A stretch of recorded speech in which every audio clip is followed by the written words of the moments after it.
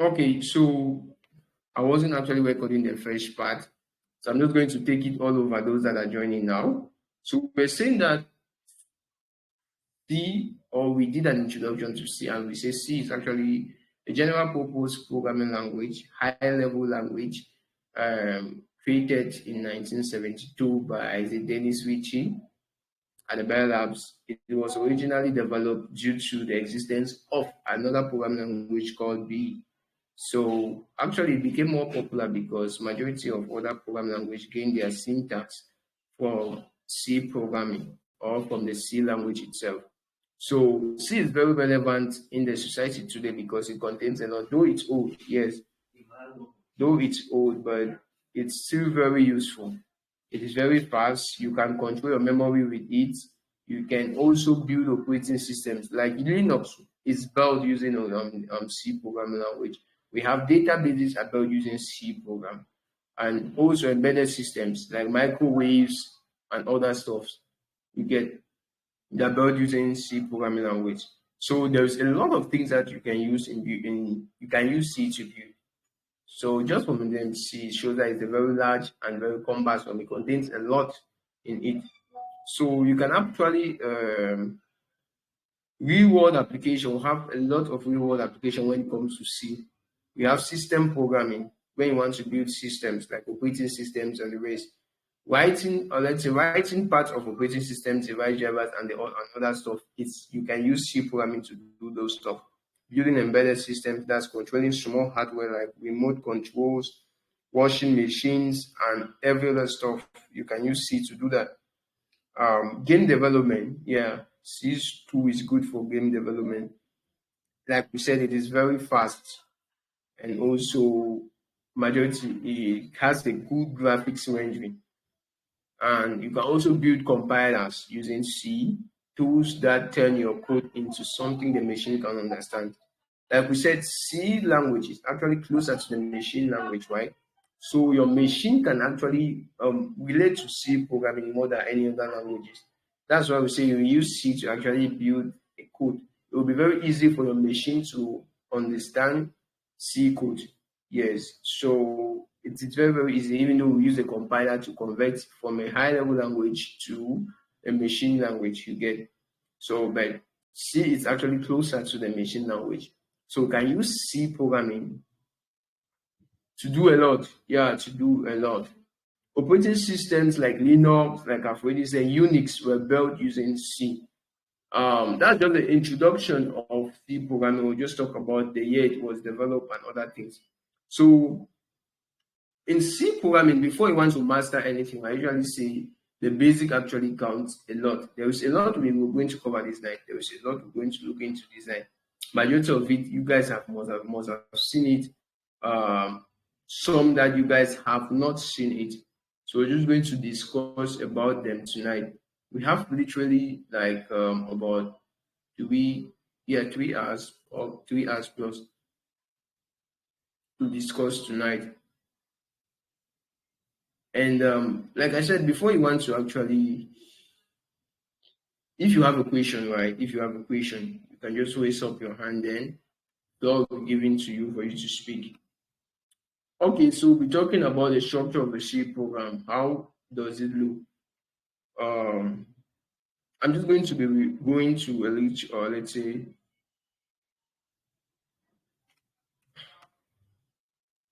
I'm going to open a simple C code here. Okay, so that you see it very well. I can't run because of this error. I'm having I'm having an error here based on my compiler in VS Code. It has not been recognized. That's why all of this stuff are disturbing. They would have been running everything and fixing everything from VS Code directly. So you guys will see. Okay. So I'm just going to talk about, please, the table of contents has already been shared.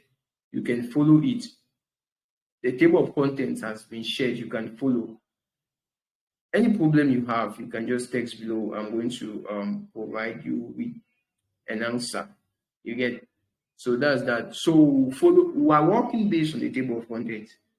At what we are having, we're having over 19 subtopics to talk on.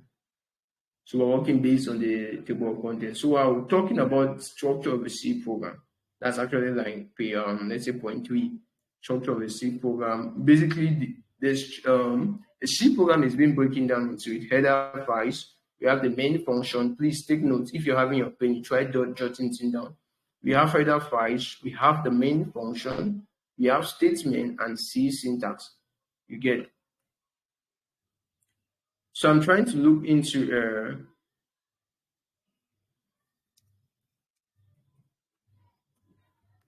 I'm trying to look into some various things here when it comes to C programming. We have like a lot of things to talk about. Like I mentioned, we have header files, we have main function, we have statements, and the syntax to write a C code. So basically, what you're seeing here, you get what you're seeing here. That's actually the header file of a C4 program. But we're going to go in depth into it as you comment below. We're going to talk about it more better. So this hash include stdio.h. The .h just simply means it's a header file. We're going to talk about when we're talking about preprocessors and other things. We're going to look into it more better. But what you just need to understand at this point is standards just means you are importing libraries or already building functions in C. There's the input functions and the output function. All of it you are including, and all of it is are included using this header file, this stdio.h header file. So you need to realize that when you want to include a header file, or when you want to use printf, scanf, putS, and some other building functions in C, you're using the standard input output.h, or this the standard input output header file. That's what you're using. So it includes library for inputs and output. You get. So we also have the main function. This one actually plays a great role when it comes to programming. That is where execution of your code begins. In the main function, that's where execution of your code begins. If you're writing a code in C, wherever you're going to be writing a code, but when it sees this main function, so that's why they say all C programs has this main function. This main function I just highlighted, I'm just going to comment on it. All C program has this main function. And when you use this main function, that is where execution of your program starts in. So when let's say, for example, if you're compiling this project, let's say this code, what happened is it reads the line, compile the codes line by line, meaning start translating from a high-level language to a machine understandable language. Line by line, start from line 1, line 2, and goes to line 3. But now what happened is execution, whatsoever is inside here, that's where execution of let's say execution begins. There are sometimes you'll be writing sub-programs or subroutines. You need to realize that execution of all the codes always begin inside your main function. You get. So when where your program is supposed to start inside the main. And to actually the syntax to write the main function, that's what you're seeing here. The syntax, you can declare the main function. We're going to be talking about this more better. We'll start looking into data types and the rest. So the syntax is if it's an integer function, so it's just int main. You open your braces, you open your brackets, and let's just say, and then you say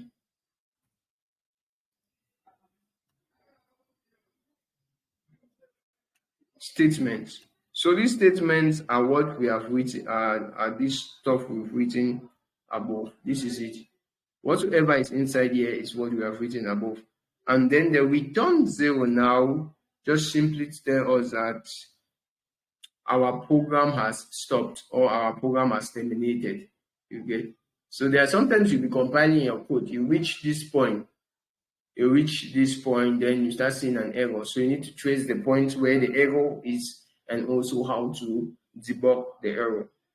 So is there any problem when it comes to the syntax? I guess none. But if there is, like I said, you should just share it. Then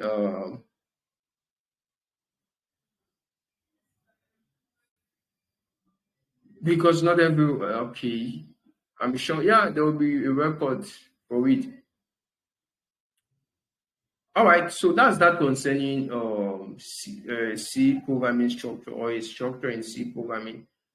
Okay, what we'll be looking at next is actually data types and algorithm. This is what actually counts in C. We have just looked at the basics here, so we're just going to be talking about data types and algorithm in C. So you need to understand what data types are before you can go ahead to start looking at, let's say, talking about data types. So those that actually attend the Python class, I already explained, talked about data types. It's the same application when it comes to C. So we'll be looking into data types and algorithms. So I will start by looking, let's say, talking about algorithms first before going into data types. So in simple terms, right, before you want to create anything, you need, let's say you need like something like a recipe for that stuff. Before you want to cook a food, you need a recipe, a particular steps that you're following before you're getting that food cooked, or you're getting that food done, or you want to cook the food, you have a particular process you're following. So all those stuff you're using, that's actually a particular process or a step-by-step method of solving a particular problem. So algorithms are a set of instructions to solve a problem. So it's actually a finite step of instructions to solve a problem when it comes to C. You get, so they are just finite sets of instructions or steps to solve a particular problem. That's what an algorithm is. So when you realize, let's say, before you want to write a code, let's just take for example, that code is to solve produce the sum of two numbers. If you're producing the sum of two numbers, you know that what you need the various inputs, and also you need a particular output. You get, so you need input and you need output. What are the inputs? The two numbers. Is it going to be entered by the user, or is it going to be hard coded? If it's going to be entered by the user, you're going to enter use the case where the user is going to ask the user to enter, or prompt the user to enter the numbers. You get, so if you're asking the user the number now, let's take for example, if I'm asking you the number, I'm just going to write the code here. Let's say code to add two numbers. I'm just taking in the case where, let's say, you guys are kind of beginners, so I'm just going to do everything here so you understand how it's been done. So the first thing is actually you using your hash include. We have not yet talked about that thing, but we'll go into, let's say, you import because I need to be using some built-in functions like printf and scanf. So we're going to look at it more better. So I'll include the header file that contains the output and the input header file. So what happened is, when I've included the header files, right? Are you guys seeing? Are you seeing? Yes, go ahead. Okay, so let's take for example, I'll just trying to do an example, an example here based on a real life problem. Let's say for example, I want to create a code or write a code in C that actually sum two numbers, and I'm reading the number from the user. So basically, I'll be using integer values. So we're going to talk about data types immediately after this. You understand more better. So basically, I'll be using two values here. The first value is actually A, or number one. The second value is B, or number two. Depends on you. So declaration of variables in C, actually, it depends now based on the data types you want to use. And now we're going to talk about data types. We have talked about algorithm. We're going to talk about data types now. So in C programming, data types are actually classified into two categories. We have primitive and derived data types. So primitive data types are actually those data types that are actually used by the machine, meaning it is already inbuilt. So the primitive data types actually include ints, character, we have float, and some others. So and double. So we have derived data types now. It's actually basically talking about arrays, structures, and other things like that, because those stuff are actually derived, meaning is the, let's say, the programmer that actually creates those various type of data types. You get. If I want to create an array, I'm the one that's going to choose, because I can create an integer. Let's say I can create an integer array, and then inside now store some various values in it. But we're going to talk about that and when the times comes. So let's take, for example, I want to create a function or a code that actually solve or produce a sum of two integer values. So the first thing is I'll include my hash, let's say my input and output functions, meaning I'll be able to use the various built-in functions like printf, scanf, and some other things. So this is you guys can go ahead, you search reserve what in C.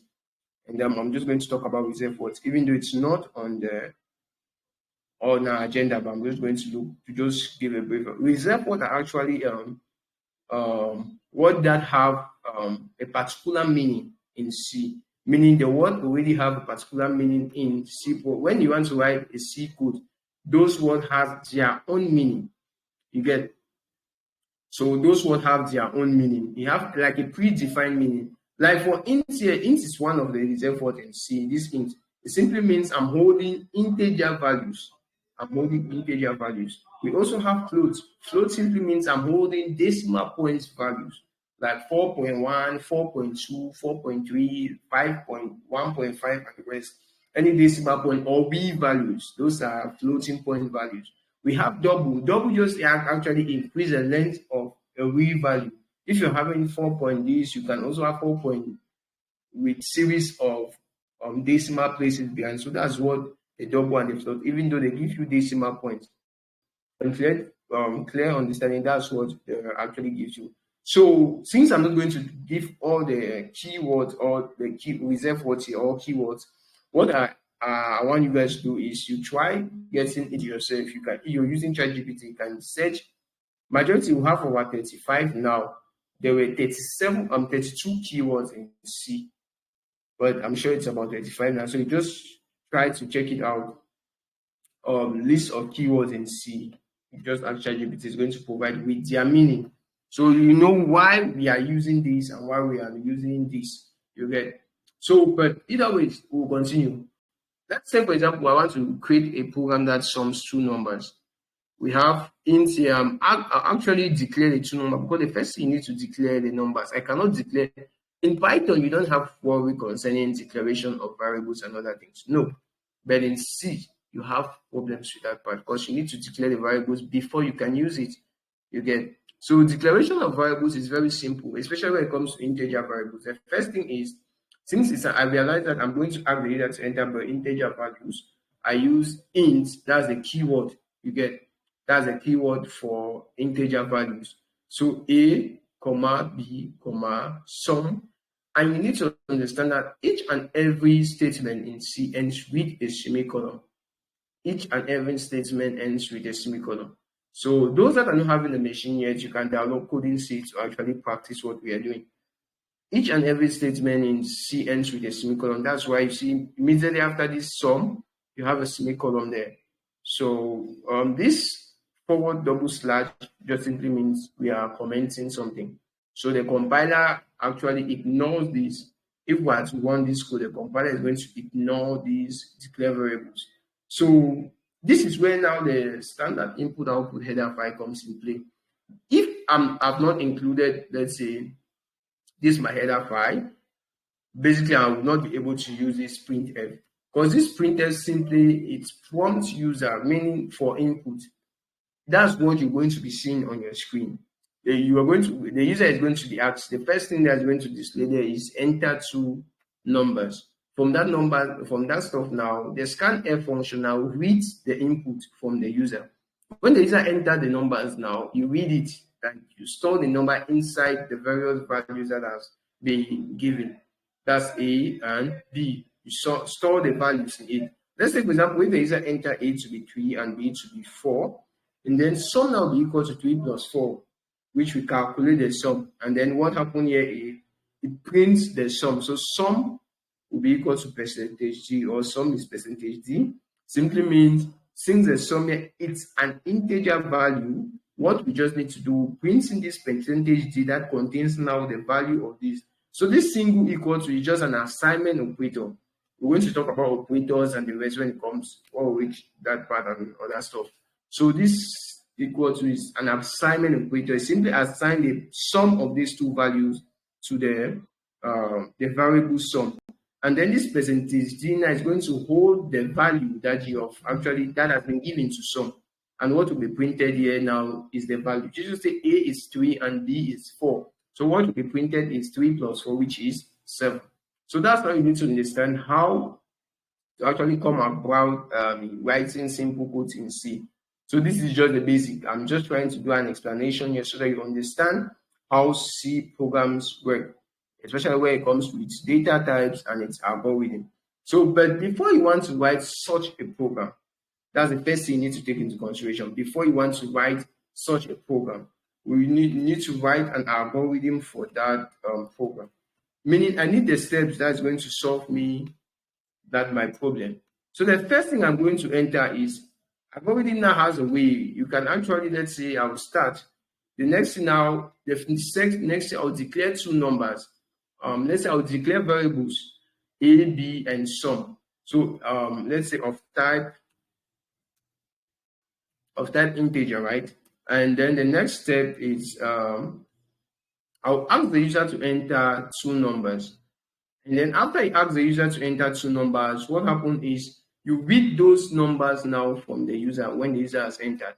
So the next step now, you're calculating the sum, meaning you're giving the value of the sum to the value of A plus B to sum. And then the last step is just you just displaying the value sum, or they put the sum that you have actually given to this variable sum here. That's it. That's the code. This is the algorithm. So you need to understand the difference between algorithm and code. Yes, this is the algorithm to write this code. So if I have this algorithm, I can easily transform this algorithm to this C code. You get? So I can easily transform this algorithm to this C code. If at all I know the syntax of C. You need to understand that in C program, like we always say, each statement ends with a semicolon, and you don't see it's very case sensitive, meaning each of its keywords uses small letters. If you use capital letters for keywords, like if I want to say include, then I put capital I here, it is wrong. See, all its keywords are small letters. Then now, if you're actually bringing in your own, let's say you're deriving your own name or name of a variable or whatsoever, you can use a capital letter to actually hold a name and other things like that. You get? So that's just that concerning algorithms and data types in C. So like what we're saying, I'm just going to do a recap of it. We have primitive data types and derived data types. So primitive data types, these are actually basic building blocks of data in C. So they contain the basic building block of a simple data in C. So we have integer for whole numbers. We have char, that's CHA for single characters. We have float for small decimal numbers. We have double for bigger or larger decimal numbers. You get? So that's that concerning that's that concerning data types and also algorithm. You get? So we have seen how we can write a simple algorithm, or let's say a simple code in C. So the next we'll be looking into is actually keywords and their interpretation. So you're going to understand what keywords are in C and also how you can interpret them. So that's what I wanted you guys to look into, but basically it's on our work tonight. So we're going to look at it tonight. So we're going to look at keywords and interpretation, how you can actually interpret any keyword. So basically we have looked at some keywords. So like I said, C has special words that you cannot use as names, meaning all of these things are called keywords. They are just special words that you cannot use as as names of a variable or names of whatsoever you want to declare. No, you cannot use it. But what happens is those keywords have their spatial meanings. And when you know how to interpret them, it is very, very good. When you know how to interpret them, where you are supposed to use which and where you're supposed to use which. Like I said, there are over 32, 35 or 37 different keywords in C or reserved words in C. So when sometimes I'll say keyword, sometimes I'll say reserved word, it's still the same. You get. So there are over 37, I think so, reserved words in C. So that have spatial meaning. You get. So you need to understand the various meaning of each of them. Okay, so like we have already seen the first one, the int own, or okay, the INC. Like I said, all these reserved words are written in small letters. We have int. I'm just going to talk about some few here. We have int, actually holds integer values. We have return. Returns actually returns either a value or returns to the start of a program, meaning your program actually ends execution, or it returns a value to the main function. So we'll be looking at it where we'll start talking about functions and other things like that. We have if, it's actually a conditional statement. We have else, negating the if condition. For, while, and switch. For is actually for is a loop. Yes, we're going to look into that. For is actually a loop. While is a loop. Switch is a loop. Switch is not a loop. It's kind of when you don't want to use multiple if else statement, it is best to use switch case statement. So case is all of these things. I'm just going to underline everything here. All of these stuff are keywords in C, but like I said, there are over 32. So based on your own personal time, you look into it, try to master them, and see how you can play alongside with them. You get. So that's that concerning keywords in C programming. That's that when it comes to keywords in C programming and how you can interpret them. So okay, if you guys are having, let's say, if your machines are there and you have if you've already installed VS Code and it's good on your end, or you try writing a simple program. Like I said, we are following our course outline tonight. You try writing a simple program. If you're there and your machine is good, or your machine is there with you too.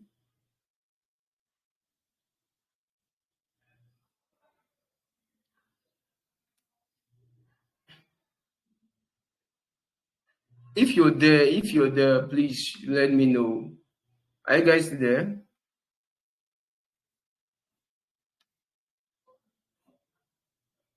Are you guys still there?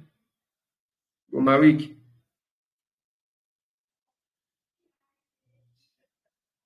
Wilson. Are you having your machine with you? Florida. Are you guys having your machine there with you? Florida. Are you guys having your machine there with you? No, sir. Okay. What of course? Okay. What of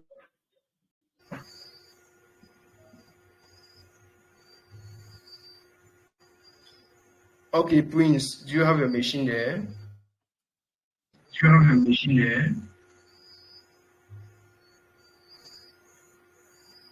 Excel. Okay, so it shows that you guys don't have your machine. I think it's only after the session that you try practicing it on your end. But it is going to be best if next time once we have any session and you guys are having your machine, like you're working alongside with me. It's going to be better. You guys get. So I want to be doing everything and knowing that you two are on the same page. You are not actually lost. You are on the same page. Yeah.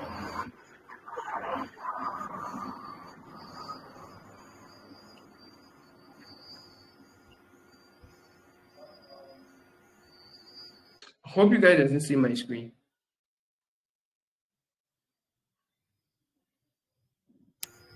Yes, sir. Okay. Basically, yeah, that's that concerning when it comes to keywords and the rest. So you're supposed to write your first C code today. I don't know, most of you guys have already written it, but you're supposed to write it based on our program tonight. You're supposed to write your first C code. And it's actually a simple code. Yeah. It's just to print welcome to C programming. It's just a code that prints welcome to C programming. So this is it. Yeah. That's what you're supposed to write. And then you're going to see welcome to C programming displayed on your screen.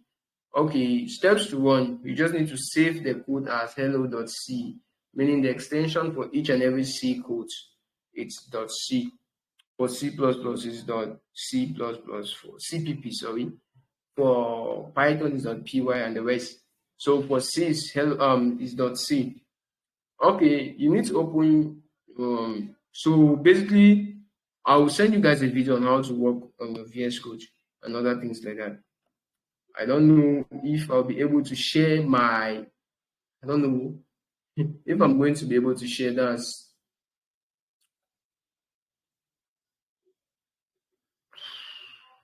I don't know why it's disturbing. I don't know. You see, when I want to share it, showing video is post. Otherwise, it's not supposed to be like this.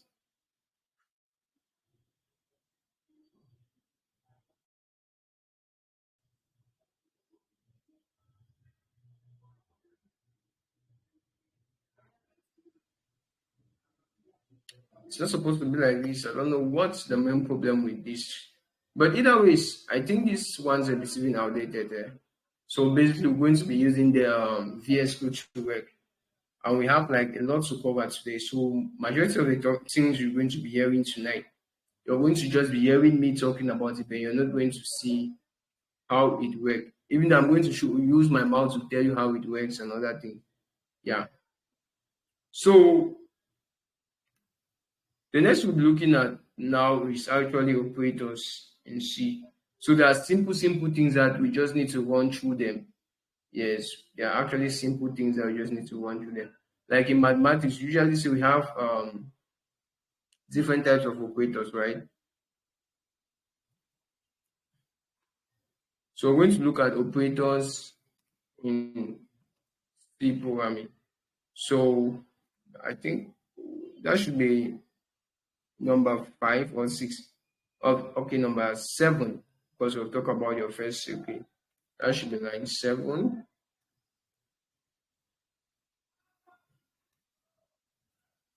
Okay, 7 operators in C. All right, so talking about operators, they are just symbols that are used to perform operations. We have some various symbols like we have different types of operators in C actually. So the first one we're looking at is actually addition at the mathematical operators. So basically, you know the mathematical operators. We have addition, subtraction, multiplication, division, and modulus. We also have relational operators. This actually relational operators. These things. This one is equal to. This one is not equal to. This one is greater than. This is less than. This is greater than or equal to, and this is less than or equal to. We're going to talk about logical operators now. So you have an. You have an. This simply means an. AND. And so basically on digital electronics, basically what you're applying on digital electronics, like when they say AND gate in digital electronics, right? It's the same application when it comes to the AND. And this is just the syntax to write AND in C programming, and this is OR, and this is NOT.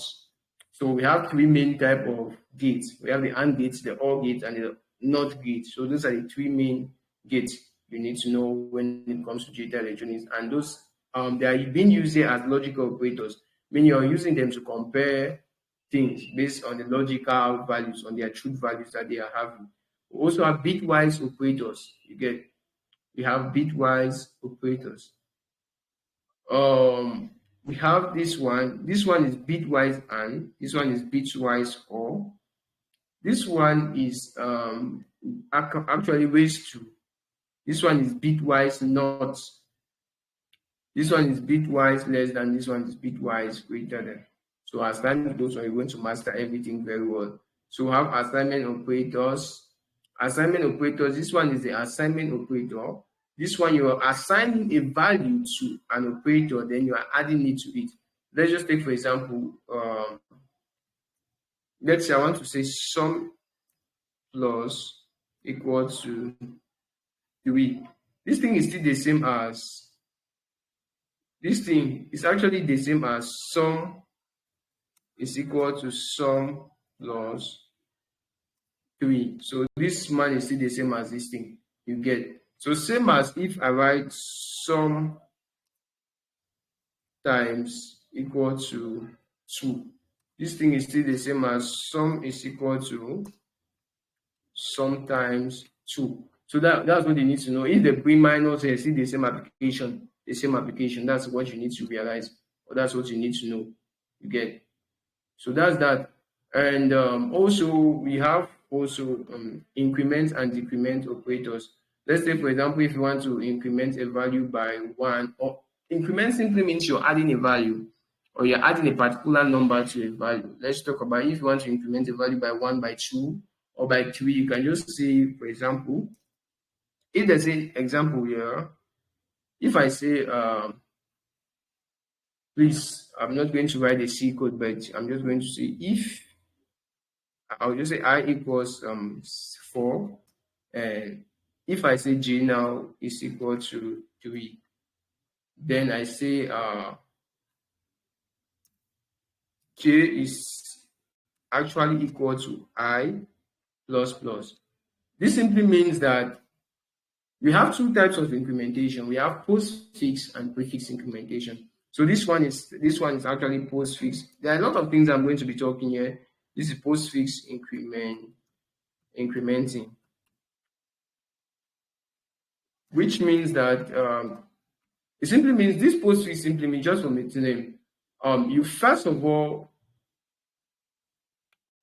use the value of I and then increment it. So what happened is you use the value of I, which is 4, then you add 1 to it or increment it. So this double just simply means you're adding 1 to this value. So what will be printed here, or as a value of k, if it asks you to print the output of k, is 5 that will be printed. So also have prefix incrementation. Yeah, we have prefix incrementation. If they say k is equal to plus plus I. So this one is actually prefix incrementing. Simply means what happened is you are adding 1 to the value of I before you now gives k the value of I. I don't know if you guys are getting me. So what happened is the first increment the value of I and then use it. So that's just a simple meaning of this prefix incrementation and postfix incrementation. All right, I'm just going to ask a question. If they say k is equal to j plus plus, I'm just going to ask a random question for each and every one of you to answer. So what's the value for what we are going to have here? If you guys are seeing k is equal to, I'm going to zoom it again so that you see this. Sorry, j is equal to 4, right? And k is equal to j plus plus. What does it mean? So if they ask what's the value for j,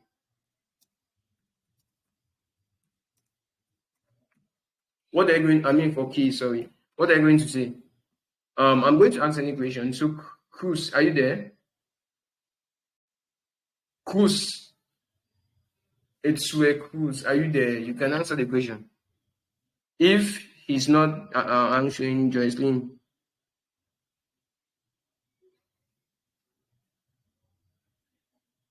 please, you guys need to be active. It's like I'm the only one talking, whereas it's not supposed to be. So I've already explained what prefix.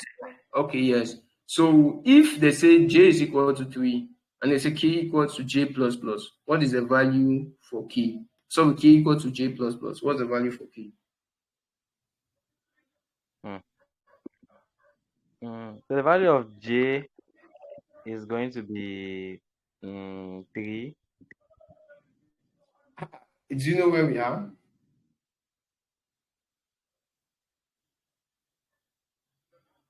Hope you know where we are.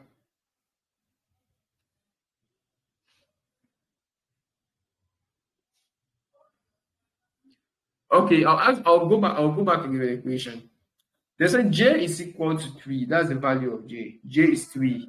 And then they say k is equal to j plus plus. This is it. K is equal to j plus plus. What's the value for k?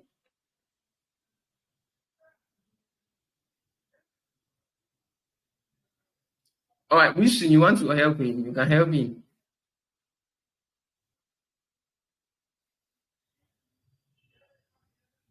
Wilson.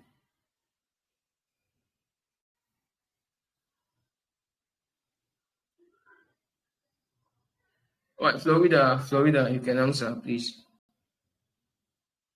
They're asking them question, then they are running. I don't know what's wrong. Maybe, yes. Florida, you can answer.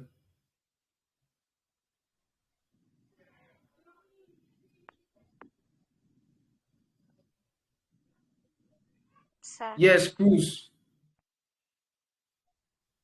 sir, Yeah? the value of if the value of j is 3 and k Yeah. is j plus plus, then the value of k will be 4. Okay. That's correct. So the value of k there is supposed to be 4. So like I said, we are not just talking, you need to understand the basic of it before you want to. Because let me tell you something. Some people they face problem in programming is actually because it's not because they don't know the language. You might know how to, let's say, play alongside with the language, but you don't master the simple mathematics or arithmetic behind it. That's what is killing most of us. So as a programmer, I need to know how mathematics works. As a programmer, I need to obviously be a mathematician. You get?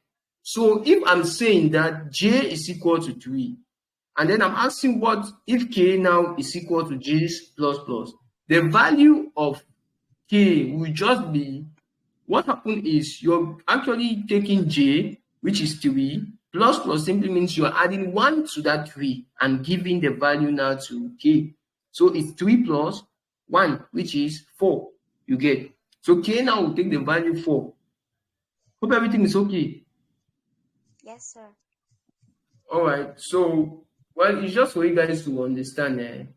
Yeah. So it's not good. Like, let's say I'm teaching something. Yes, yes, yes. Nightmare. Sorry, it's just now I'm saying it. You're correct. The answer is 4. Okay. So we're going to move now to the next. We're going to talk about the next now. We're going to look at something else. So I've talked about prefix and postfix in incrementation, and also we have been talking about operators in C. So let's say we have looked about some other operators. Okay, so the output or the answer for that thing will be the output for K. K will be equal to J plus 1, that's 4. So that's the value for K you get. So that's that. That's that. So if you have any question, you can just let it be in the forum. We're going to get it done. So we're going to move to the next. We'll talk about operators and also talk about expression in C. So we're just going to look at a little bit of expression in C. So an expression is basically a statement in C. So this is an example of an expression you get. So if I say int a equal to 5 plus 3 times 2, who knows how this thing is being calculated? So what's the, okay, I've already put the result 11, right? Let me try something else. So what happened is BODMAS takes, no, it's not supposed to be this one. Okay, if you have this, let's say this one on line 19 here, well, line 119 here, and this line on 121 here. So if you look at this, the answer here is 11 and the answer here is 16. What happened is BODMAS plays a great role here, you get. So that's why I usually say,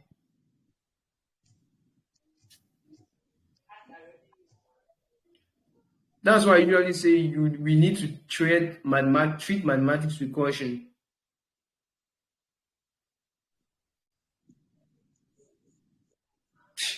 All right, yeah, it actually existed. Bitwise operators actually existed a lot, and it makes a lot of sense. We'll be doing some complex codes and other things like that. Okay. So what I'm saying is mathematics plays a lot of role when it comes to programming. This like kind of a lot. Let's say for example we have int a is equal to 5 plus 3 times 2. The result above is 11, whereas the result below is kind of 16. Because with board mass, I'm just going to write board, is it board mass? Basically in primary one, what happened is brackets of means multiplication, Z means division, M multiplication, and A addition, and S subtraction. So basically, if you're having this, what happened is since our multiplication has a higher priority over addition, what happened here is 3 plus or 3 times 2 is going to be executed first. So 3 times 2, which will be 6, plus 5 will give you 11. But if you wanted to say 5 plus 3, 5 plus 3, that's 8. 8 times 2 will give you 16. That's why we're having 16 because of this bracket. You get?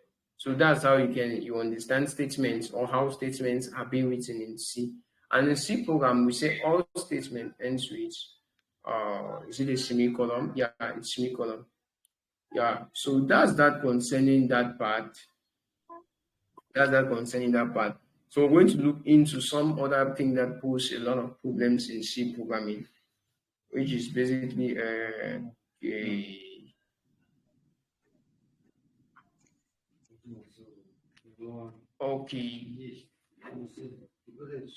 All right. We're going to look into data structures. Are you guys there? Yes, sir. Are you there? Okay. So we're going to look into data Yes, structures. sir. So you guys, you pardon me today. We're just going to talk the 4 hours what we're supposed to use. We're going to use less today. We're going to use maximum should be 2 hours today, because I was supposed to have get my VS Code fixed, but before we want to have an next session, it will be more of practicals. So what I'm actually doing here is for you to go, you rehearse over it, do your own research. Then the next time we're coming here, or just shooting questions. So it's just now you're actually basically understanding the concept, because you're not seeing output here. You get it? You're not seeing output here. Now you're just understanding the concept of it. So you need to understand what data structures are. So basically, just from the name data structure, it just simply means is the way you structure your data, so for easy accessing or for easy retrievement. Or so data structure are a way of organizing and storing data in a computer so that it can be accessed or modified efficiently. So this is C provides several built-in data structures, including arrays, structures, unions, and linked lists. So that's that. We have a series of data structures here. So the first one we'll be talking on is actually array. What is an array and how it's been applicable? So an array is a collection of elements of the same type, meaning if I want to create an array, all the elements needs to be of the same type. I don't want to be creating an array of yam and cocoyam. It's not going to go. That's not how it's been done. If you want to create an array, just from its name arrays, it store or it collects elements of the same type. If you are storing cocoyams, everything needs to be cocoyams. If you are storing yams, everything needs to be an array of yams. So they are actually being accessed using their index or by their index. You get. So we're going to look at an example here before these people they start providing. So I'm going to show you how you can actually deploy an array in C program. Let's say int array. Okay, let's say I'm just going to do a general declaration. So I'll just say data type,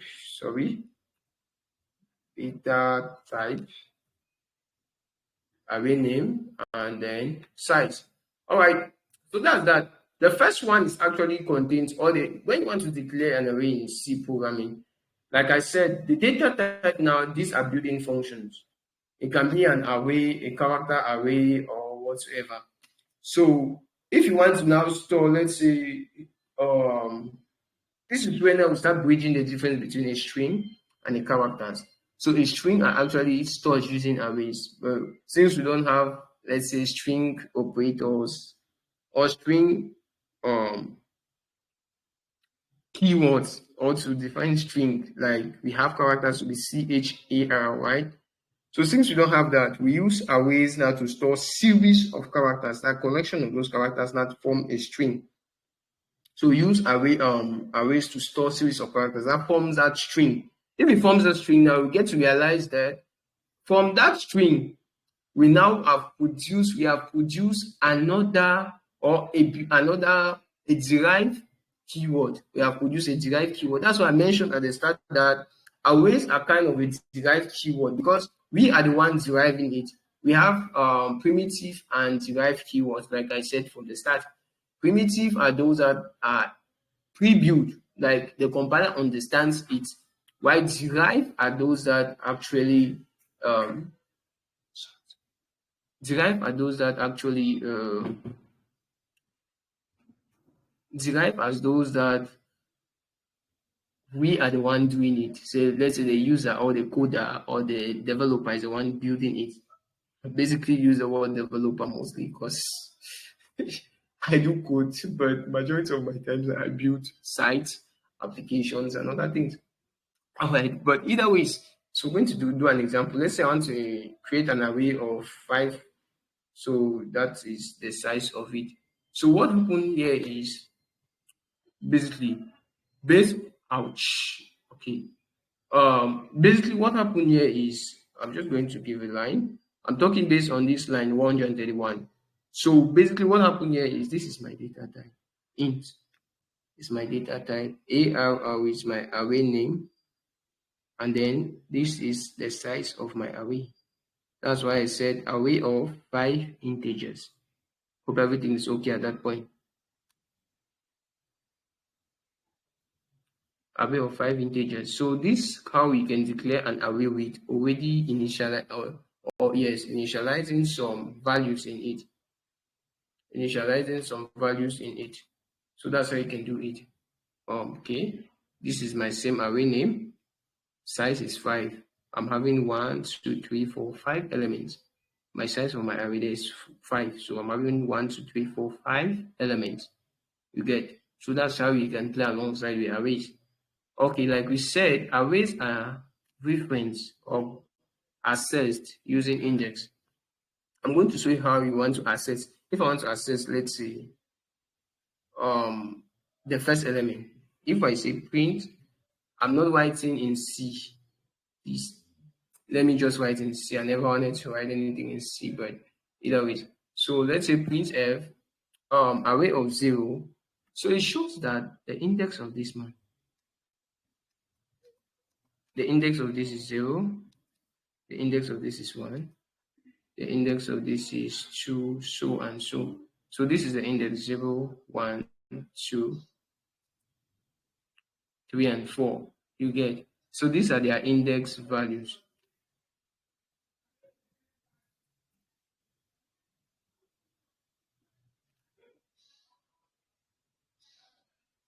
Okay, that's how you can actually index or access array using their index. So this is what the index are actually used for. Hope everything is okay.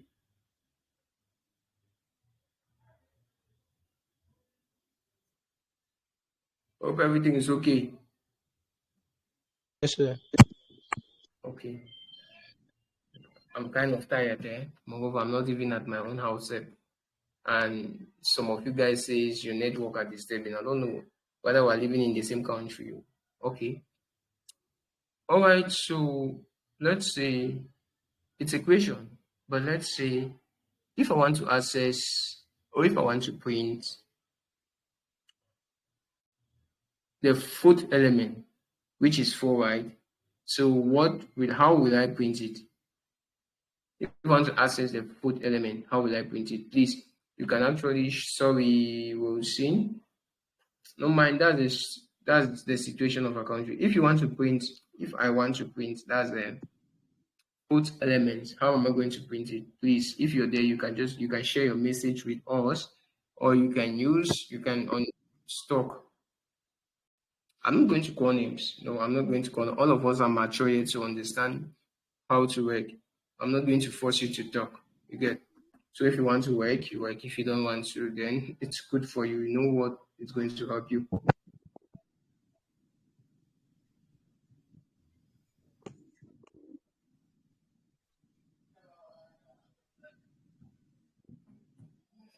Nobody wanted to help. Print F percentage array 3. You're scared.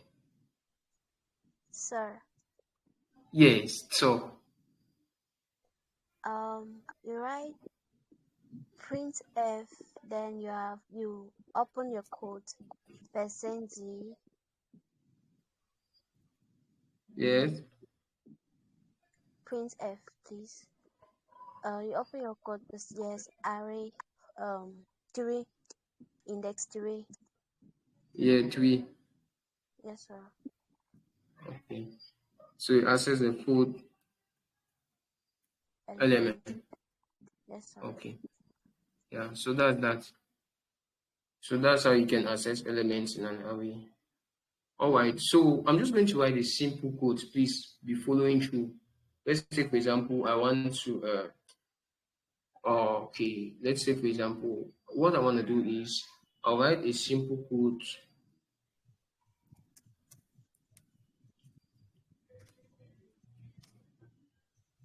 that displays elements in an array. So we have not looked at loops yet, but I'm going to use loop here. We have not looked at loops, but I'm going to use loops. So the first thing I'm going to start with is my algorithm. I need an algorithm for it. So my first thing, if you want to create an algorithm, is to start. The first thing I'll declare an array of size 5. Basically, I'm hard coding, so I'm just going to declare it. So I'm going to initialize my values inside my array. The next one, like I said, I'm going to be using loops here. So we're going to talk about loops when the time comes. Use a loop to display the elements, then you now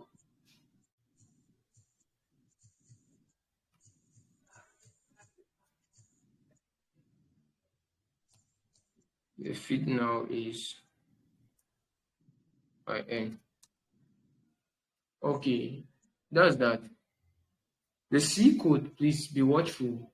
The C code now is I'm going to, since it's in C, so I need a print F statement and scan F statement. I've realized that.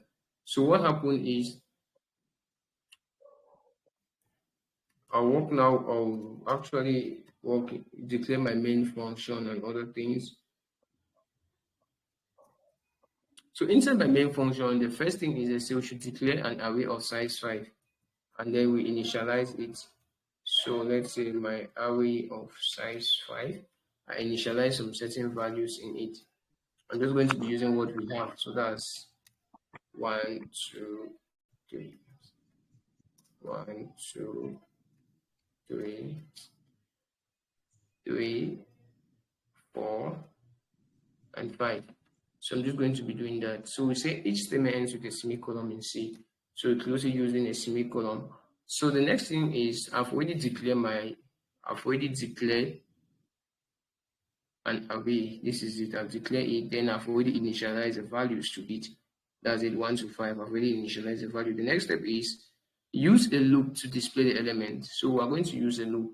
So we're going to be using basically the for loop. We're going to talk about it better when it's time. So we can use it for, since I've not declared I, but I start from 0 to n minus 1. So I start from 0, I less than or equal to 5. So I less than 5, you get, and I less than 5, then I plus plus.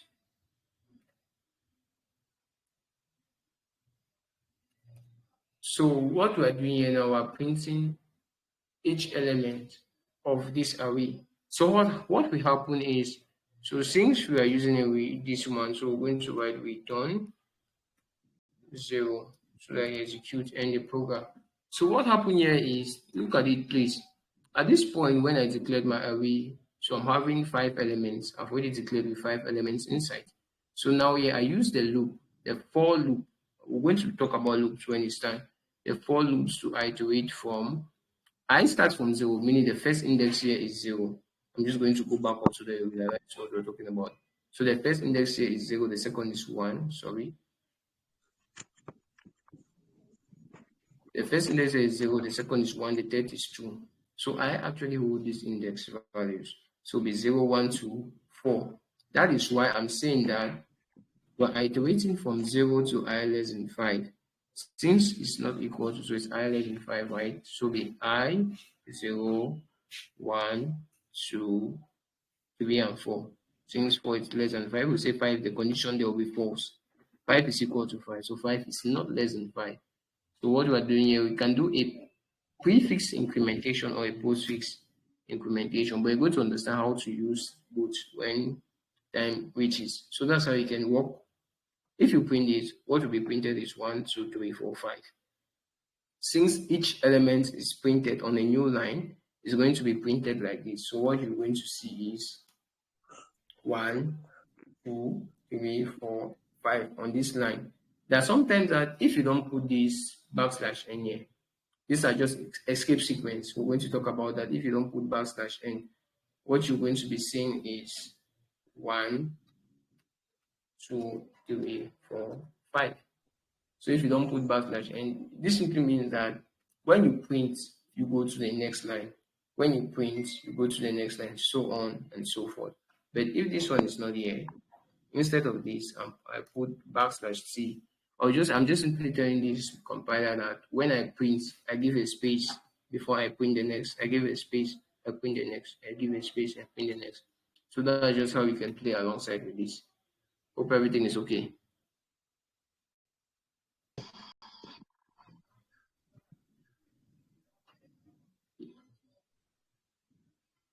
All right, so that's that for arrays. That's that for arrays. So the next is let me look at it. The next I think is actually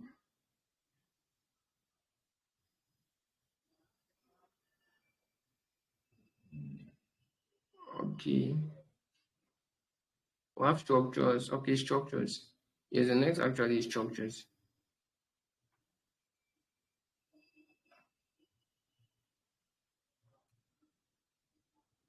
Next we'll be looking into it.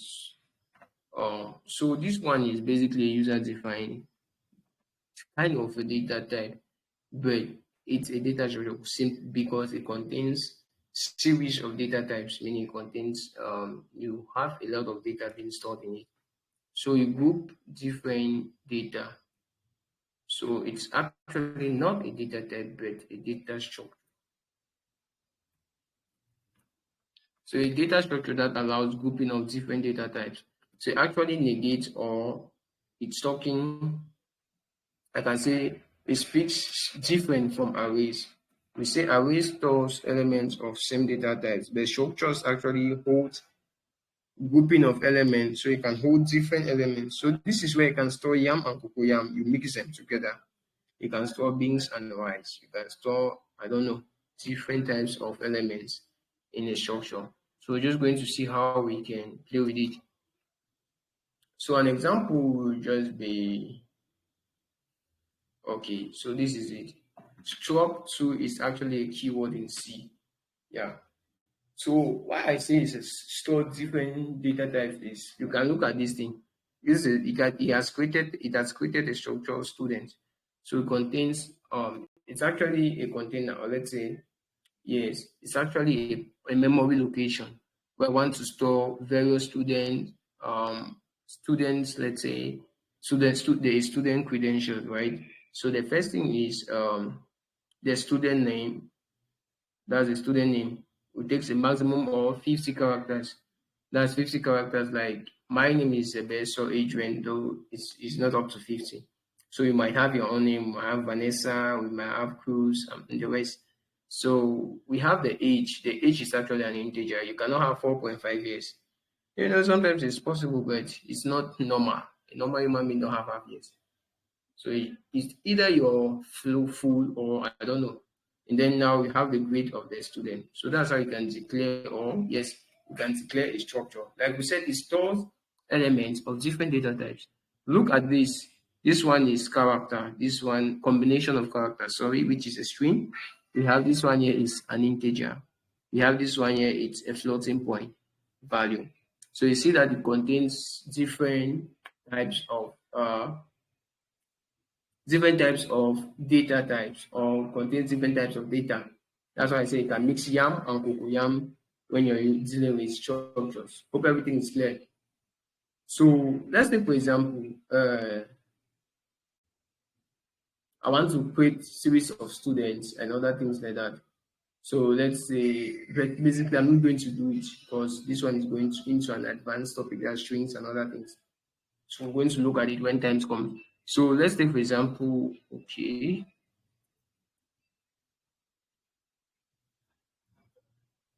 Accessing elements in a structure. Okay, accessing elements in a structure. So before you want to access elements in structure, right, what you need to realize is, let's write a simple algorithm first. So the first thing we're going to do is start.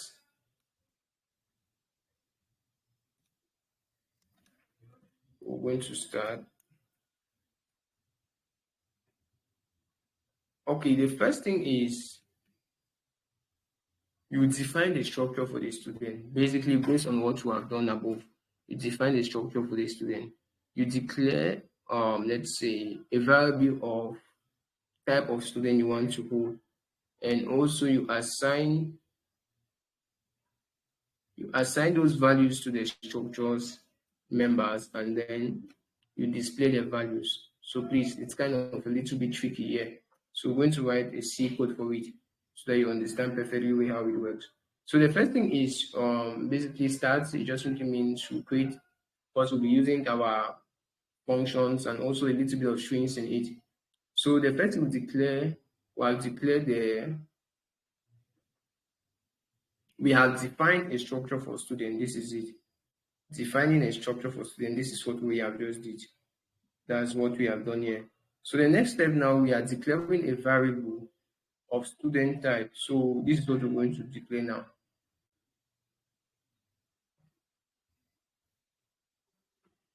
Okay. So basically, I'm just going to explain what's here. Actually, what's here. So after we've declared that's the structure, the student, or the structure we're to use of student. Okay. So you will now work now inside your main. It's the same. You can actually declare this structure inside your main function, but this one simply means you have globally declared it. You get, so have globally declaration of variables and also local declaration. Global declaration simply means if we are working with different functions, we can actually use this structure or this student structure inside different functions, meaning it has been declared outside the main function. It can be used anywhere in your code. Then if you want to declare locally, meaning you're declaring now inside the main function, meaning the structure students can be only used inside the main function. You get. So this is what we're talking about when we say you declare a variable of type student. That's what is happening here. So basically you have struct student, and then this is it, student one, right? So that is what it means by we are declaring a variable of type student. So basically we use what we call string copy here. It's just to copy the string that is inside this one, John Joe. What is John Joe? Basically this name is just to copy it inside the student 1 year. You get. So it's going to be stored inside this thing. So student one done. Sorry, I'm supposed to use the student here. Since that's in this thing. So we'll just remove this one. Okay. So it's just student does. You struct students, that's it. So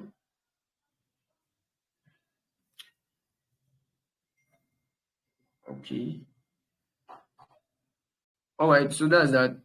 student one, that's declaring a variable of students. Please, if you're lost, you let me know.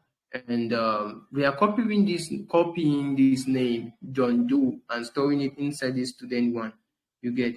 So now what happened here is student one dot h simply means that we are going inside the structure, right? We are using this h that has been declared inside that structure. We are passing a value of 20 to it. So 20 will be stored inside. You get. So students one dot grade. So it's the same thing. We are going now, we assign a value 85.5 into the grade structure that has, or to the grade value, or to this grade that has been declared inside. Since we declared it as a floating point value, so basically we are going to give it a floating point number. That's a real number, decimals, you get. So that's that. And then what happened here, we just print the name, that's John Joe, we print the age, and we print the grade of the students. So that's how we can declare structure and how we can access elements in a structure. Is there any question?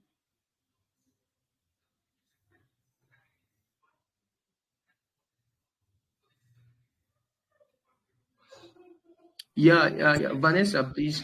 You're Domain. going to get, yeah, you can ask a question.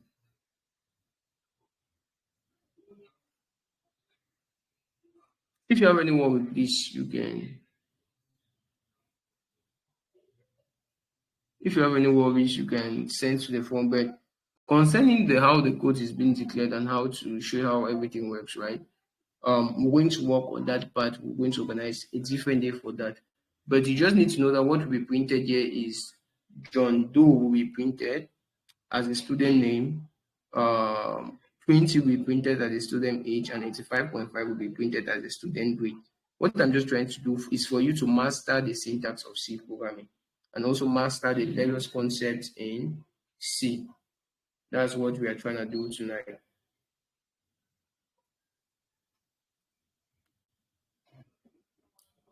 All right, are you guys there? Yes, sir. Okay, so that's that. We also have union. I'm just going to talk about unions, but we're going to understand how we use unions better.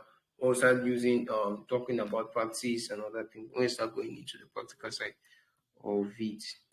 So I wanted us to work unions. So union is also a data structure. It's actually a user-defined data structure that allows storing different data types in the same memory location. The size of a union is equally to the size of its largest number. Only one member can contain a value at the given time. So I'm going to explain how this works. So it simply means that it's also a user-defined data structure. It is defined by the user, same as a structure we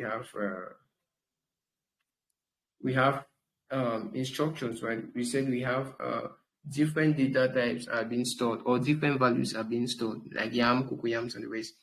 So what happened is in union, it's the same case, but now we are using but a single memory location. I'm just going to work on an example so I understand perfectly well. So, okay, in union, we're using a single location. And this is what you can see. This is an example. Union is also a keyword in C. So this is my data. Okay, we have int I, we have float f, and we have char C. So what happened is, what actually happened is, when you declare a union, actually, the size of the union is equally to the size of its largest number. So what's the largest number here between I, F, and C? What is the largest? Between I, F, and C, what's the largest? So I think it's F. F is bigger than I, Wait, in the alphabetical order, F comes before I, or I comes before F, or I comes after F. Say C. I come before F. Before F. Wait, you guys should see. You need to see it. Oh, F. C come It's like, before F. F come before I. voila. Voila. It's like you guys should go back and learn this in it. A, the F, you guys should go and learn that. All right. So I there is the largest. I is actually the largest because it comes after C and it also comes after F. You get. So I there is the largest. So what happened is the size of the union takes is equal to the size of its largest member. Since I there is its largest member, so the size of that thing there is actually I. But you're going to understand when we start dealing with integer values. So let's try to do an algorithm here, what we're talking about, and I should better explain that. Okay, so we'll define a union. We declare variables. We assign values to the union, and we display the values. So that's just a simple thing. So okay.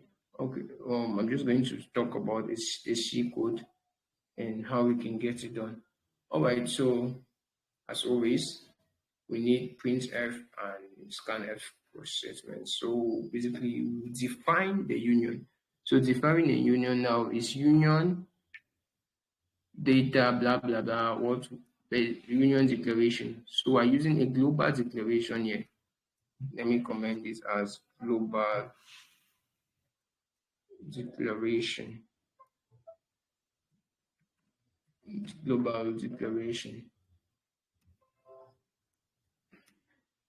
So okay, so this is the same as for structures. We're saying student one dot is it name, so it's the same how we can do that here. You get. So what happened is students or data dot I is being given, meaning if you go inside here, it's actually a union. If you go inside here, this is the I value, right? So what happened is this thing is actually passed to I. So I now takes the value 10. So prints integer or blah blah blah, it depends. So prints f as integer. So the integer value that will be data.I. So when we go inside here now, what has been passed here? 10 has been passed to data.I. So this is my data. You get, this is my data. And what has happened here is, you can see this data has been given this passed to this data. So we declare the variable of type data. So this is a variable, you get, and it's taking the type data, meaning it's taking this union here. So when I say data.I, I'm simply taking this declaration, this variable that I've declared here, dot the value inside this, or this variable inside here. Since we say it stores different values, right, or different elements, that's what's doing here is this variable that has been declared dot the first value here is I. We are assigning the value 10 to it. So data.I is going to be 10.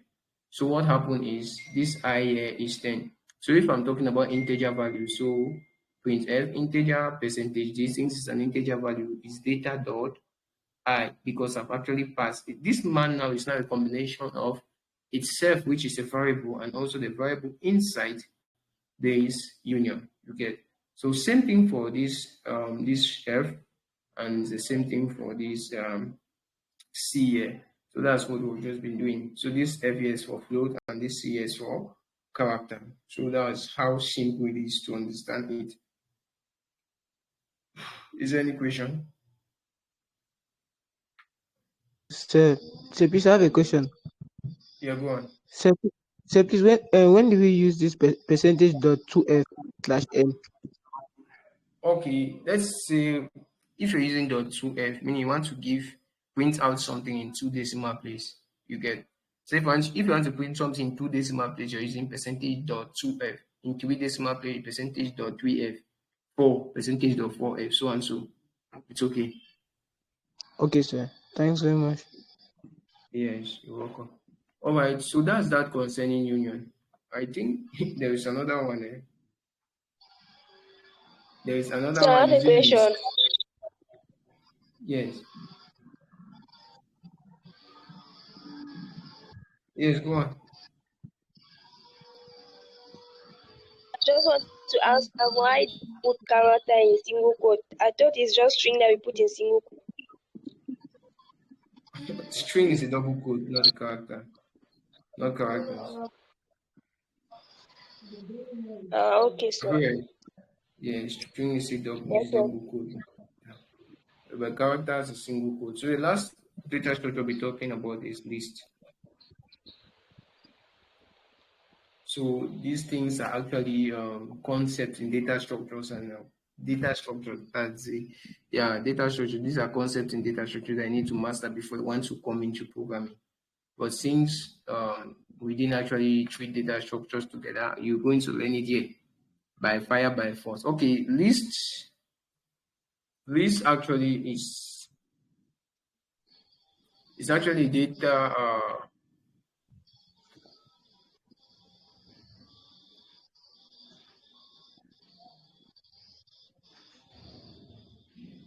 List also is a data structure. It's basically called linked list. Yes, it's actually a list where each element or each items point to the next.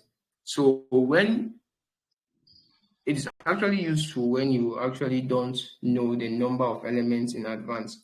Let's say, for example, you want to create series of elements in a list, and then the best way to do it is, let's say you want to create a stack of elements that you don't actually know the end of that element. The best way to do is you use a list, which what happens is the first element points to the next, which points to the next. So if you have about 35 elements, but in your head you're having just 34, simply means that that 34 elements now is pointing to the 35th elements, whereas you don't know. So linked list or a list or linked list is a list where each item points to the next. It is actually useful when you don't know the number of elements in advance. So I'm just going to talk about it. You're not going to see how it's been applied. You'll be there looking We at have it. You know that stacks. you have to be touching and doing all those things. It's not necessary. All right, we have stacks and queries. We're not going to go into this stuff in depth. Like I said, these are all topics in data structures. We're not going to talk about it in depth. We have stacks and queries. Basically, you just need to know that a stack is also a data structure. We need to know in a stack, the last that comes in is the first that is going to go out. So it follows the LIFO principle. So last in, first out. We have queue, first in, first out. So the first that comes in is the first that goes out. I want to take an example based on a stack, a real life example here. A real life should be, let's say a container.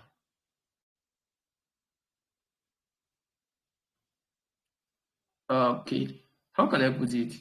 Yes, there is in a container that has not been cut, right? Let's say, for example, if you're filling stones in it, in that container, the first one that comes in will go right at the under of that, like at the end of that container, and it's obviously going to be the last that is going out. That's a stack. You get that's an example of a stack, a real life example of a stack. You have a container that has, let's say, a liter, is it a supermont or whatsoever, where you fill stones inside. The first stone that enters will obviously be the first stone that's going to leave out of that liter, basically based on the fact that all the stones are of the same size. Yeah, it's going to work. So that's in the form of a stack, or that's a stack. We also have a queue. A queue actually follows the FIFO principle. That's the first in is the first out, meaning in that container now we have cut the head, we have cut the bottom of it. So having like when you enter the head, you obviously pass. So you're the first to enter, and you're the first to go out. So that's a form of a queue. A queue is just like when you go to, there are some of us, especially in the university, especially in Boya here, where we want to go and pay a fee, you actually form a long line of queue. So what happened is the first person that goes there is the first person that is going to leave, because you're the first person that is going to make your payment at the bank when you want to pay your school fees and other things like that. So we also have trees and graphs. So more complex structures used in a real world application like databases, file systems, and other things. So like I said, this is already okay. By 10:15, we're going to stop. I'm kind of tired and stressed out. So by 10:15, we're going to end. So wherever we're going to end, in the next session, we're going to continue from there. So just prepare your questions, I think. Yeah, so the next thing we're going to focus on is actually control structures. I'm just going to talk about control structures. They'll look at function, a little bit of functions. Please, Then sir, we can close I the ask a session. question? Yes. Okay, so please, the moment you spoke about arrays, Yeah. yeah, you said I is less I is equals to 0, I is less than 5, and so the Yeah. array printed from 1 to 5. I don't really understand, because I thought that maybe they'll say I is less than or equals to 5. Okay. Yes. Let me tell you something. I start from 0 to I is the index of the array. Get something here, please. I is the index. Let me just move up. Okay, to the okay. This is it. I is actually the index of this array. Is the index. So this value here takes the index. So when we say array of, because what we're just doing, this is the array, right?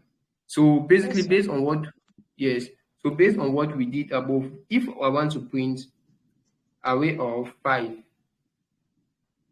what will be printed? Nothing, because these elements are 0, 1, 2, 3, 4. So the last index there is 4. So if I'm using an index 5 here, nothing will be printed. You get. But if I use an index 4, what will be printed here is 5. Because 5 is, like we said, this is a 0 index, this is 1, this is 2, this is 3, and this is 4. So I is just the index, it's not the element inside the array. So what happened is you're printing what you're not printing I actually. If you were printing I, you're going to print the 0 to 5 or 0 to 4, sorry, 0, 1, 2, 3, 4. But since you're printing by the array of I, meaning I now takes the index. So when I is, I'm just going to write something here. So when I equals 0, this simply means that we're going to have array of 0. Have you seen? Simply means that we're going to have array of 0, index 0, because this one here, look at something here, it's array of I, right? So when I is equal to 0, we're going to have array of 0. Which is a 0th index here is 1, right? Yes, sir. So it's 1. So that's why the 1 will be printed. So it's equal to 1. So when I is equal to 1 now, it simply means that we're going to have instead array of 1, which is going to give us 2, because 2 here is the indexed 1. You get. So I'm printing array of index value. I'm not printing the index value. Hope it's clear.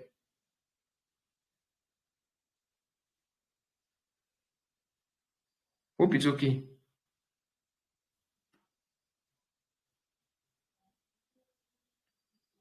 She's left.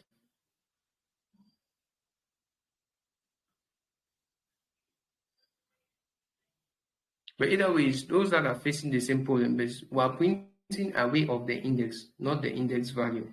You get. So that's what we're printing. We are printing. Okay, so talk about control structures.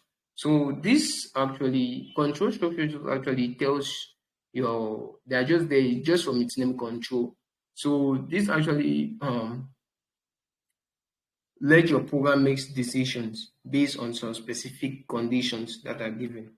So control structures, okay, it actually, these are statements, or these are statements in a program that simply tells or enables the flow of statements or the flow of execution in a code. So if you want your code to flow, let's say for example, based on a particular condition, we use these various statements.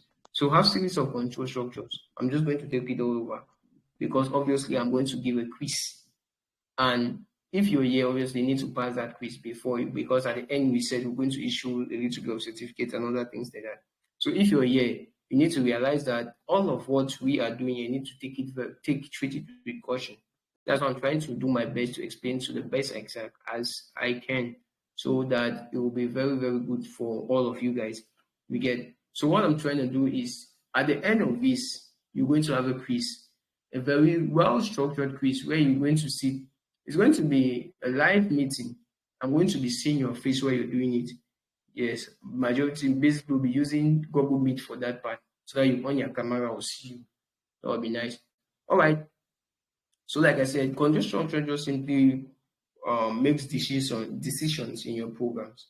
Yes, it simply allows the code to make decisions or the flow of execution in your code. So these are statements that enables the flow of execution in your code, that controls the flow of execution in your code.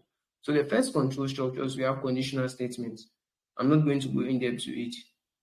We have if, we have else, and also, yes, we have is, if, else. Yes, so this one simply means that if a condition is true, you actually execute what is there. Okay. If the condition is true, do something, meaning you execute what is inside here. If that condition is not true, you do something else. So that's what it is. We also have loops. We have looked into for loops. So our next class, we're going to look into while. We're going to focus on more on the control structures, how it's been applied, and other things like that. We're going to look into the while loop and the do while loop. I'm not going to talk about it. So since we are not left much, we don't have much time here. And also we have jump statements. We have break, we have continue, we have go to. So an example of a conditional statement also, like we said, conditions, we have if and else. Also, switch case 2 is a conditional statement. So it's switch based on a particular condition. Switch case.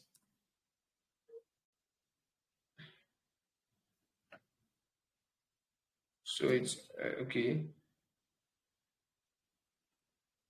So it's switching based on a particular condition. So this is it.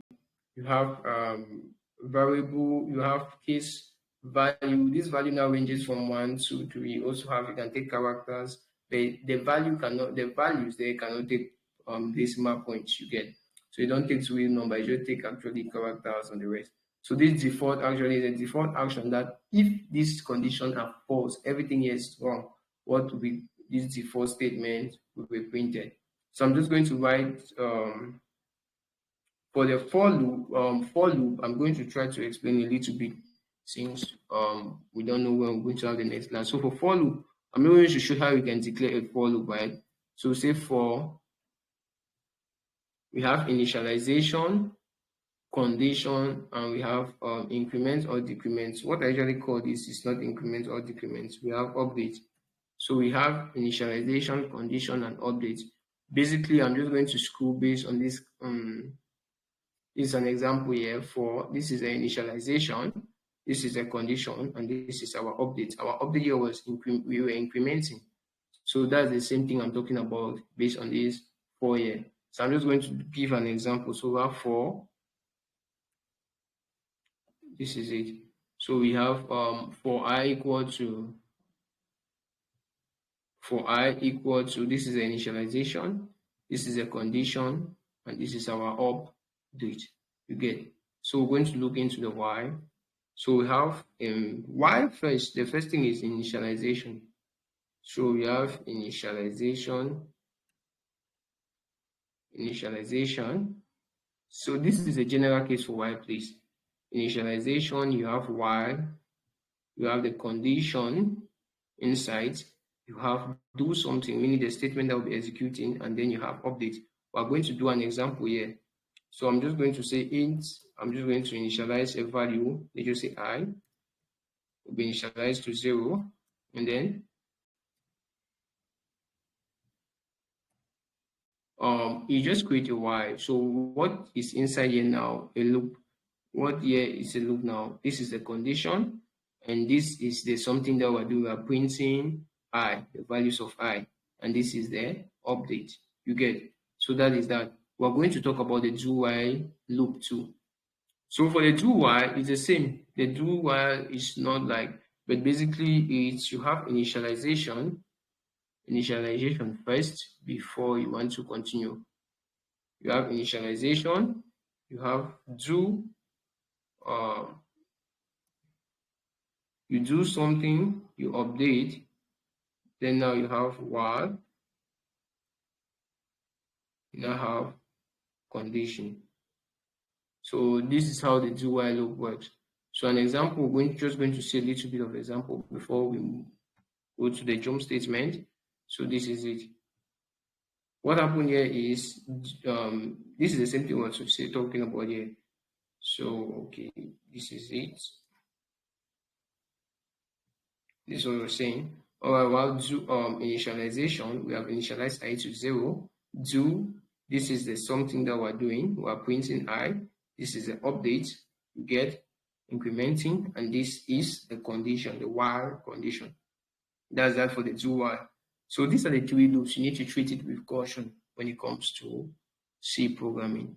There's sometimes I'm going to ask you, so this is your assignment. You're going to check which of them is a postfix, so a post-test and also a pre-test loop. You're going to check it. Which of them is a post-test loop? Write it down. I'm not going to like write it as a question. Which of it is a post-test loop and which of it is a pre-test loop? You need to know it. So that's that concerning various loops in C program.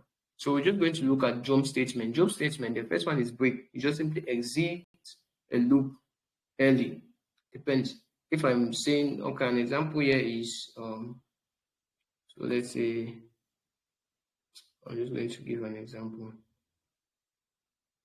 so that you better understand. Okay, so this is actually a simple loop, a for loop. We're iterating from 0 to 10. So what happens is, if I is equal to 5, we are breaking, meaning we exit the loop when I is equal to 5. So what will be printed is, so the output for this code is 0, 1, 2, 3, and 4. That's what will be printed. 5 will not be printed. So output for this code is, output for this is 0, 1, 2, 3, 4. When it reaches 5, what happens is we come out, meaning we leave the loop. That's what the break statement is there to do. So we're going to do a simple example. The continuous simply means it skips and it moves to the next. You get. So this is a simple example. What happened here is, so I'm just going to write the output. All right. What happened here is, okay, the output here is, let's say we're printing from 0 to 10, but when it reaches 5, it's going to skip. So we're going to have 0, 1, 2, 3, 4, 5 will be skipped, 6, 7, 8, and 9.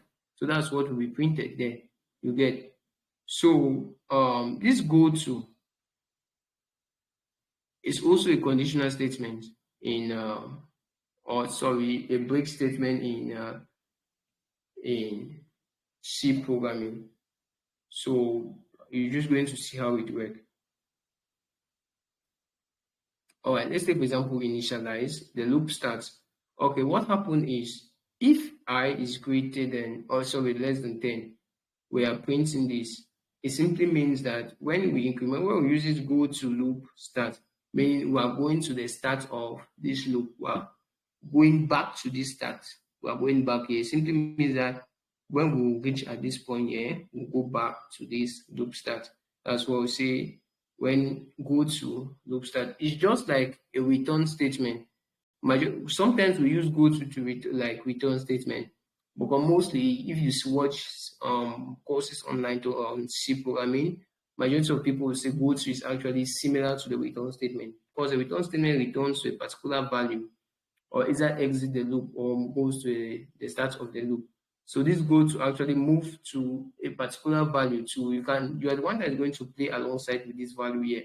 This loop start can be a value. So you are going to, let's say, the line and things like that. Right. So that's that for today. That's that for today. And I think all what we have said today, it's well understood. If you have any question, you can ask. Yeah, it's already time. If you have any question, that's approximately 2 hours from 8 to 10, 8:30 to 10:30. If you have any question, you can ask while we close. So while you prepare your question, we have next. Sir, I've not really. Excuse me, You can sir. ask. Yeah. Please, I've not really understood the context of continue and then break.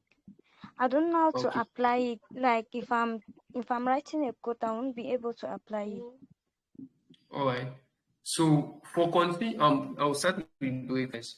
For break right, it simply means that let's look at a clear example here. Look at it. Here we're printing I, that's from 0 to 9. That because I is less than 10. So we're printing from 0 to 9. But what they are telling us is that we are breaking when we reach 5. So what we printed is 0, 1, 2, 3, 4. So what happened is when you reach a particular value and then you use a break, it simply exits the loop, meaning it leaves the loop automatically. You get it automatically leaves the loop. That is it for the break statement.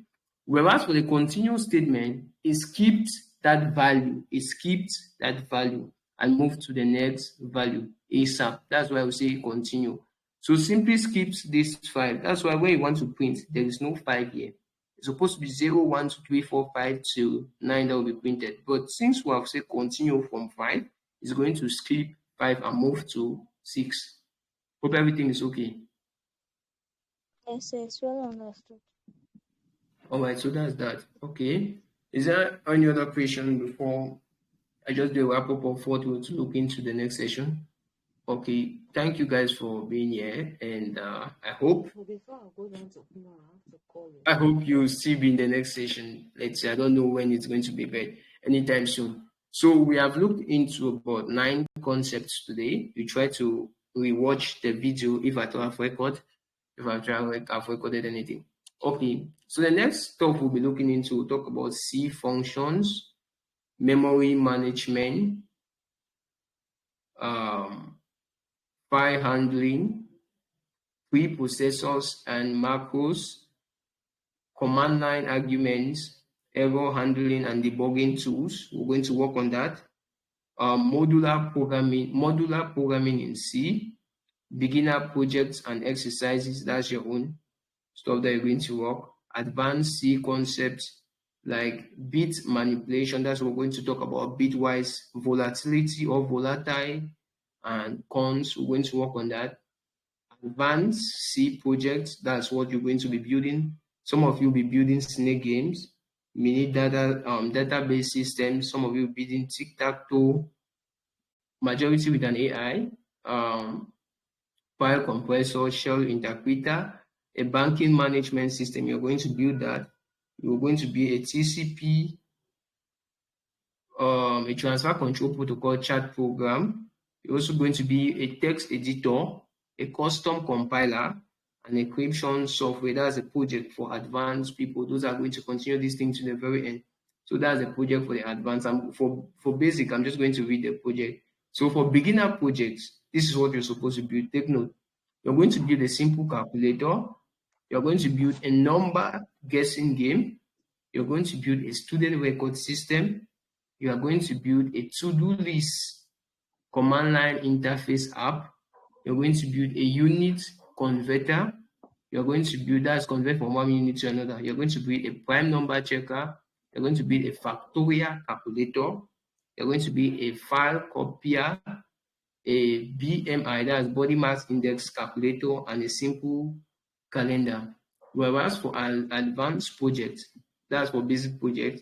Advanced project, we're going to look at file compressor, shell interpreter, tic-tac-toe game, mini database system, banking management system, snake game, transfer control protocol chat program, text editor, custom compiler, and encryption software. That's what we're going to do.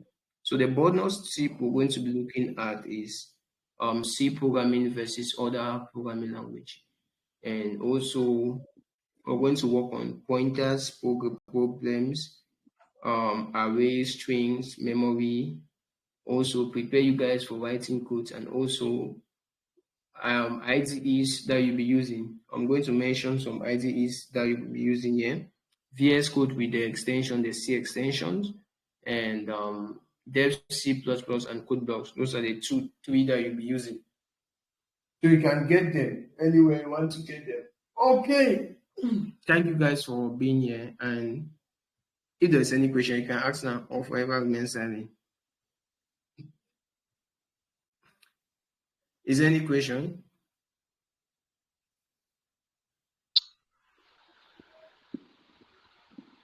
All right. If there isn't, good night to you all. And There's a hope you guys. question. Okay, ask. So it's about you made mention of Dev C++. What was it for, please? To write C code. Dev C++. Okay. Does it do the same function as code block? Yes. Okay, sir. Thank you. Okay. Hope you guys learned something today. If you did, you just send your review in the group. If I thought you've learned something tonight, you send your review in the group. Why? I'm ending the live session. Okay, sir. Good night. Yeah, good night.